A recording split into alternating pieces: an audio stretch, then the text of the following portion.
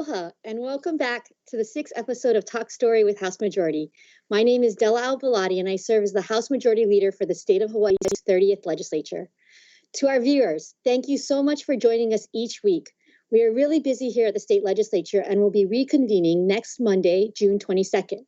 Talk Story with House Majority will be moving to 8:30 a.m. on Wednesdays until our last episode on July 15th. Here in Hawaii, we are at the yellow level of Act with Care. Inter-island travel without the 14-day quarantine has been lifted for residents. Our Kama'aina economy is gradually reopening.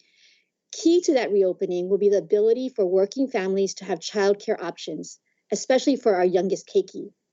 This pandemic has revealed that many parents are essential workers, and the need for childcare has remained a steady concern throughout this pandemic. Today, I'm so lucky to be joined by Catherine Betts, the Deputy Director for the State Department of Human Services, who has been working to address the issue of childcare prior to and throughout the past few months. And later, I'll be talking story with Representatives Linda Ichiyama and Representative Troy Hashimoto about how the pandemic has impacted childcare and essential workers in their communities, both here on Oahu and on Maui. Be sure to comment questions for our guest on the live stream featured on facebook.com/Alelo Community. So here with me today, and I'm so excited to be able to introduce DHS Deputy Director Kathy Betts. Kathy has been on the job as Deputy Director for almost 3 years. Kathy formerly led the Hawaii State Commission on the Status of Women as its Executive Director for 6 years. She has always been a strong advocate for women and their families for as long as I have known her. So quick disclosure here, Kathy and I are both alumni from UH Manoa Law School. Kathy, correct me if I'm wrong, but you were the second Patsy T. Mink Legislative Fellow from the law school in 2004 who worked for Senator Daniel K. Inouye, correct? That's Kathy, correct. are you there? I am. Thank you so much for joining us. I know how much you and the team, really the team at Department of Human Services has done so much for our keiki, for our families, for individuals who are suffering from unemployment, underemployment, and who really just need assistance. Our theme today is to focus on childcare. So people don't realize that early childcare operations never shut down and that there was an immediate need for childcare even when we went into shelter-in-place orders. How many of these types of facilities stayed open from your estimation? That's a great question. You know, over 250 childcare centers and homes across the state stayed open, which is about 30% of our regulated childcare providers in the state. Many of the centers experienced challenges during this time, and so when we were reviewing guidance and ways to reopen childcare, we didn't take those challenges lightly, and we considered all of the different ramifications throughout our state in terms of childcare and providers.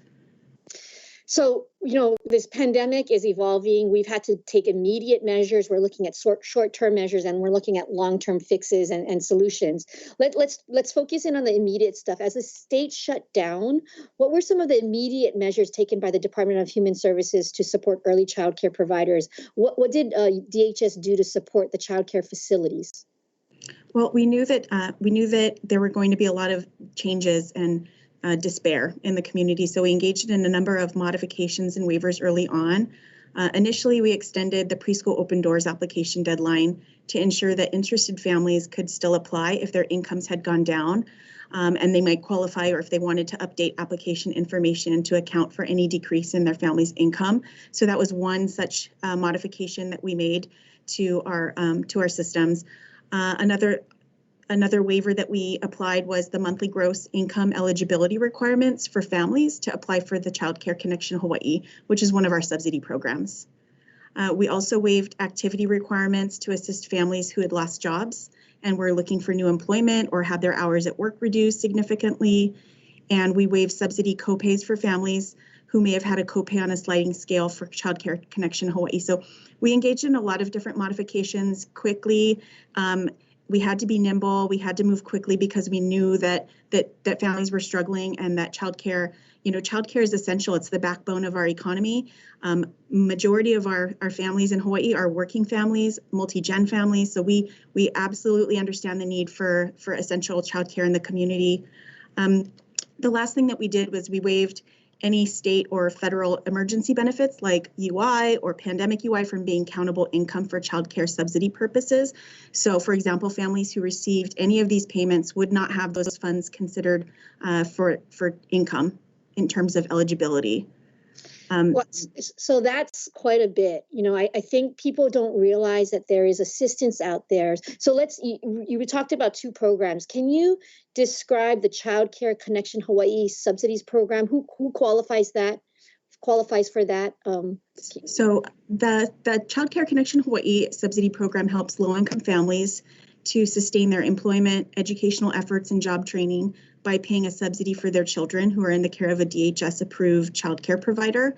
But as mentioned before, when the pandemic started, with these activity requirements were waived during this time, and eligible children range from newborn up to 12 years old.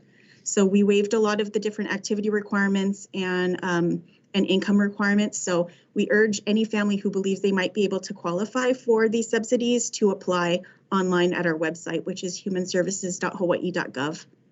Okay, so that's one program for newborns up through 12 years old. There's the Preschool Open Doors program. What can parents expect from this assistance program?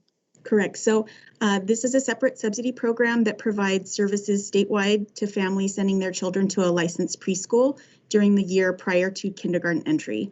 And the goal of POD is really to promote school readiness for children, and the program focuses on meeting the needs of the child. So the child must be age eligible, meaning they're about to enter into kindergarten the following year.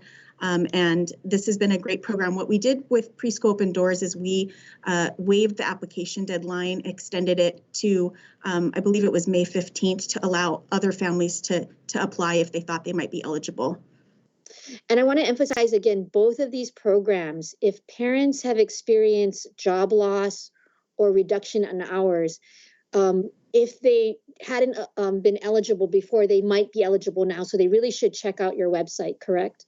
Absolutely. So if you go to humanservices.hawaii.gov, there's a yellow banner right in the middle of the page that says childcare guidance, and you can click on that and it has a lot of different information. It also has information about what we're doing with our 11.9 million in federal funds. So that is nearly 12 million in federal funds that will help to support regulated childcare providers in modifying their operations in response to COVID-19.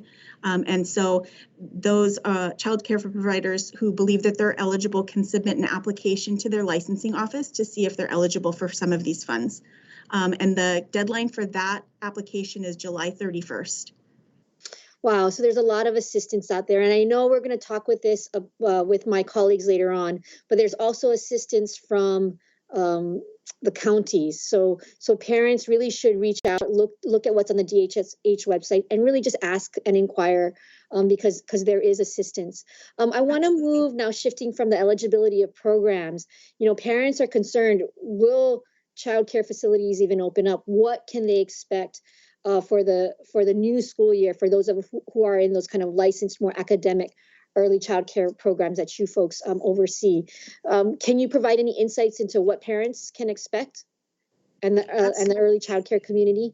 We did. We worked quickly with the economic navigator and Representative Linda Ichiyama and a working group of childcare providers to look at what type of guidance we needed to be providing to the providers in the community, whether it's an academic institution or a childcare provider, early childhood education. And so what we did, we surveyed these providers in the working group, and I know that Rep. Ichiyama can share more later on during her session, but we needed to figure out, we're in a quickly evolving situation, right? So as cases go up, confirmed cases go up, we're going to have to pare down a little bit. And so we took that into account initially when we started rolling out the guidance. So the ratios that we first provided via our guidance for childcare providers was a lot smaller. So it was 9 children to 1 provider.